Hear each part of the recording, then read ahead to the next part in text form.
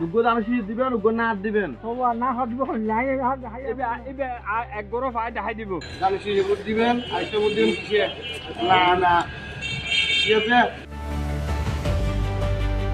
জুলাই সনদ বাস্তবায়নের লক্ষ্যে অন্তর্বর্তী সরকারের ডাকা আসন্ন গণভোট নিয়ে দেশজুড়ে রাজনৈতিক তৎপরতা তুঙ্গে। শুরুর দিকে সরকার নিরপেক্ষ অবস্থানে থাকলেও বর্তমানে সরাসরি হ্যাঁ ভোটের পক্ষে প্রচারণা চালাচ্ছে।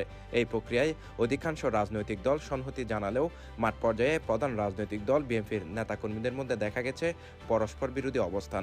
দুগো দাম শীষ দিবেন উগো না দিবেন। বিশেষ করে চট্টগ্রামে বিএনপি ও এর অঙ্গ সংগঠনের নেতাকর্মীদের ভিন্ন ভিন্ন প্রচারণায় জনমনে তৈরি হয়েছে বিভ্রান্তি।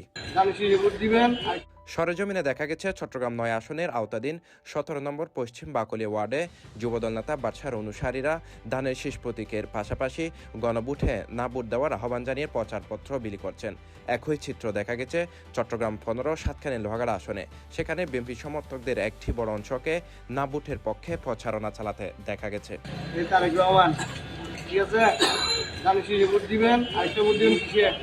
না না দুগো দাম শীষ দিবেন উগো না দিবেন না হটব নাই এক গরো ফাই দেখাই দিব না মাঠ পর্যায়ে হ্যাঁ ভোটের প্রচারণায় ভিন্নমত থাকলেও চট্টগ্রামের বিএনপি প্রার্থীরা বিষয়টিকে ব্যক্তিগত বা বিচ্ছিন্ন ঘটনা হিসেবে দেখছেন। তাদের দাবি, কেন্দ্রীয় সিদ্ধান্ত অনুযায়ী দলগতভাবে বিএনপি হ্যাঁ ভোটের পক্ষেই রয়েছেন। কোন নেতা কোথায় না ভোটের পক্ষে প্রচারণা চালাচ্ছে এটা আমরা জানি না। আমাদের দলীয় অবস্থান হচ্ছে অবশ্যই হ্যাঁ ভোটের পক্ষে। আমরা ফ্যাসিস্ট বিরোধী যে আন্দোলন, সে আন্দোলনের পক্ষে। এটা কোন নেতা কোথায় কি বলেছে সেটা আমার ধর্তব্যের বিষয় না। আমাদের দলীয় অবস্থান হচ্ছে হ্যাঁ। উল্লেখ্য, জুলাই সনদ বাস্তবায়নে এই গণভোটকে অত্যন্ত গুরুত্বের সাথে দেখছে বর্তমান অন্তর্বর্তী সরকার। শুরুর দিকে সরকারিভাবে শুধুমাত্র ভোট দেওয়ার বিষয়ে প্রচারণা চালানো হলেও বর্তমানে সরকারের শীর্ষ পর্যায় থেকে দেশের স্থিতিশীলতা ও সংস্কারের স্বার্থে হ্যাঁ ভোট প্রদানের জন্য ব্যাপক প্রচারণা চালানো হচ্ছে।